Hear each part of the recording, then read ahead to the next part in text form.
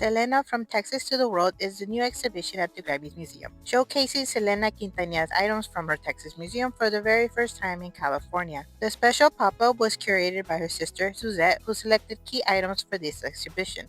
This is a mini guide on what to expect when going to the Selena exhibit at the Grammys Museum in LA, and some perspectives I have as someone with a museum background. I went on a Friday as soon as they opened to avoid crowds. You may find the crowds and have to wait in line if you go on a weekend and past opening. The cost of the ticket is the admission, and I paid early ticket pricing for $22, which is a good price for having a special exhibition. The exhibit when you enter is on the fourth floor, where you pass the room with rows of Grammys from different years and the highlights from the different Grammys playing on two different screens. They updated with the new BTS clip, and I am a fan, so I had to film. This section is titled The Sounds of Yesterday, Today, and Tomorrow.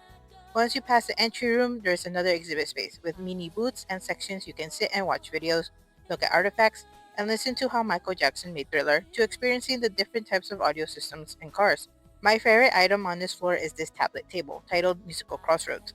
The swirly display has different musical genres and locations you can push, and key singers and their songs pop up to play while you read a little tidbit of information about the song. My mom loved being able to click and listen to the songs of her youth in Mexico, and we noticed that they had Selena songs in the mix as well. The table comes with headphones so you can wear and control the volume, and you have your own little listening party, discovering different songs by location or genre. From this table, you can go to the Selena exhibit, being greeted with her smiling self in the iconic white outfit.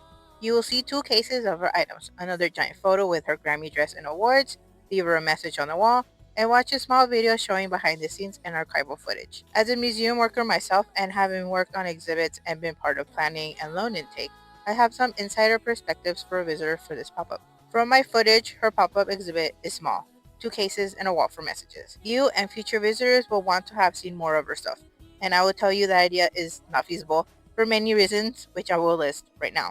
One of them being, Selena has a museum in her hometown in Corpus Christi. If you take all of her stuff from the one in Texas and have it in California, there will be nothing for someone back home to visit. More items means more chances of something being damaged in transit. More insurances, more paperwork, to more delegation between her state, owners of items not owned by Suzette, and loans and meetings with the curators of that exhibition. Another possible thing that could have happened, not saying that it did happen, but could have happened, the Grammys Museum had that section only available for the time frame that the exhibit was running for, so they had to be selective with what was going to be displayed and how.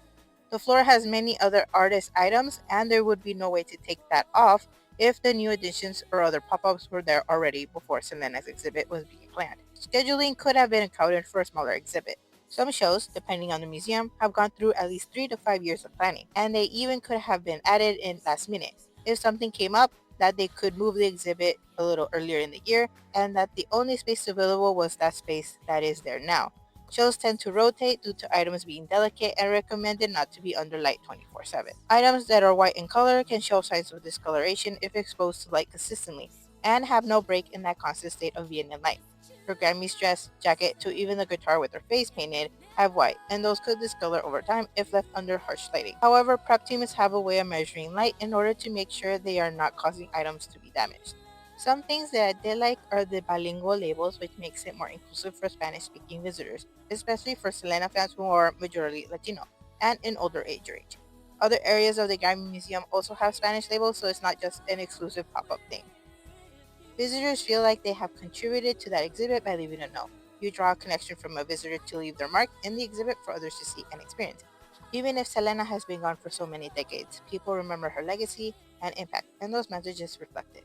Once you visit the exhibition, there are other exhibitions you can visit that are on rotating basis, having 2 other floors to explore, and you can check those out at the Grammy Museum website. Selena from Texas to the World has been extended to May 2026, with the new edition going to be added after March 15th. Her most known outfit, the purple suit from her last show. On the third floor, they have Sabrina Carpenter's outfits from her 2025 performance, to Chapel Roan and Karol G to the Bratz version. Look at it, it's so cute, even has different outfits and an award as well. My other favorite place to visit is on the third floor, home to the Mono to Immersive Experience Room, where you click the screen, choose a performance, and hear it if it was, say, released on a wax cylinder, to gramophone, to MP3. I chose BTS, but they have other performances from Green Day, Kendrick Lamar, Cardi B, Bruno Mars, to Ricky Martin. They have yet to add one person though.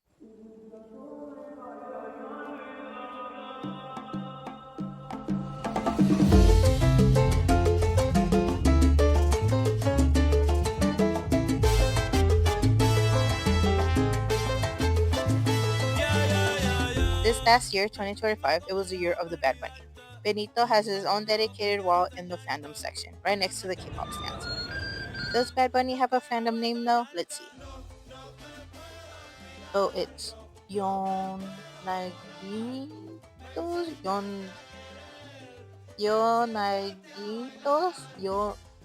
I can't say this, I'm sorry. Apparently he does have a fandom name.